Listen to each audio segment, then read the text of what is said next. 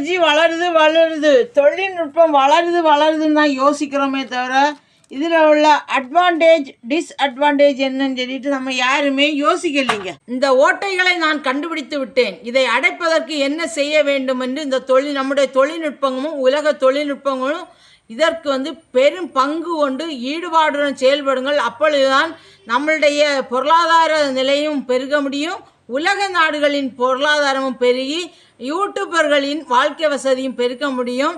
எந்த யூடியூபர்களும் தடையில்லாமல் அவர்களுடைய திறமைகளை காட்டுவதற்கு யூடியூப் இப்படியான ஒரு நிறுவனமாக செயல்படுகிறது. அதற்கு நாம் அனைவரும் ஒன்று சேர வேண்டும்.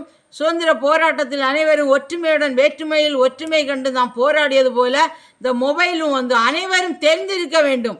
மொபைலை பற்றி ஆண்ட்ராய்டு மொபைல் என்றாலே அனைத்து மொபைல்களை பற்றியும் அனைவரும் தெரிந்தபின் அந்த மொபைலை கையாளுவதற்கு தெரிந்திருக்க வேண்டும், புரிதல் வேண்டும். அப்பொழுதுதான் இந்த சிஸ்டங்கள் எல்லாம் நமக்கு பாதுகாப்பாக அமையும் என்பதில் எந்தவித சந்தேகமும் இல்லை.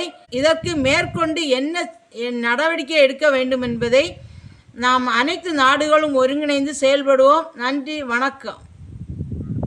இப்பொழுது இந்த வீடியோவை கவனித்து கொள்ளுங்கள். ஒய்டி ஸ்டுடியோவில் நான் லாகின் செய்ய வேண்டும்,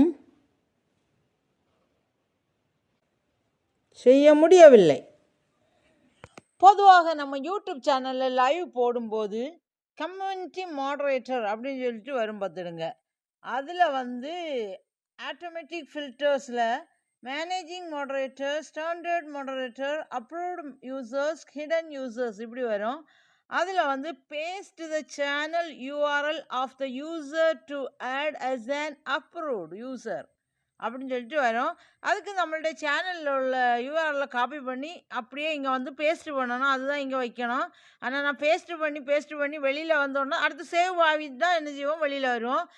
ஒரு முறை நம்ம சேவ் பண்ணி வெளியில் வந்துட்டு நெக்ஸ்ட் டைம் நம்ம உள்ளே போகும்போது கூட அந்த யூஆர்எல் அதே இடத்துல கரெக்டாக இருக்கும், சேவ் பண்ணிட்டோம். அதனால திருப்பி நாம் உள்ளே போகும்போது அந்த சேனல் யூஆர்எல் உள்ளாடி இல்லை என்றால் நம்முடைய சேனல் மாடரேட்டர் இன்னொருவராக இருக்கும், அதை ஹிடன் செய்திருப்பார்கள்.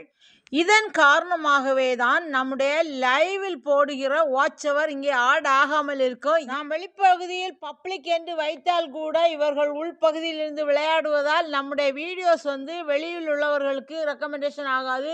ஒன்லி சப்ஸ்கிரைபர் மட்டும்தான் நம்முடைய வீடியோஸை பார்ப்பது போல இருக்கும். மற்றவர்களுக்கு நாம் கமெண்ட் செய்யும் போதே அதை எரேஸ் செய்வது, மற்றவர்களுக்கு கமெண்ட் எழுத முடியாமல் தடுப்பது, கமெண்ட் பாக்ஸை ஆஃப் செய்து வைப்பது, கமெண்ட் எழுத முடியாமல் இதன் காரணமாக தான் லைவை விட்டு வெளியே